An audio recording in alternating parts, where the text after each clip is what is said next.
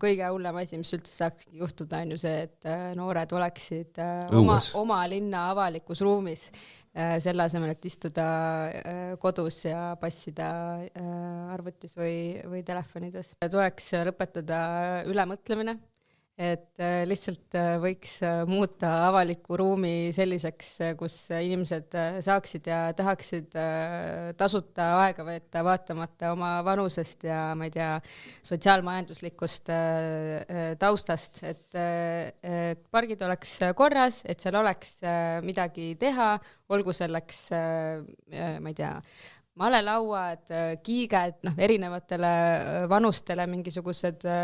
muud õuemängud, lugemisalad, varjualused, piknikualad, nii edasi, et inimesed lihtsalt tunneksid, et nende kodulinna avalik ruum on nagu pikendus nende koduhoovile või elutoale.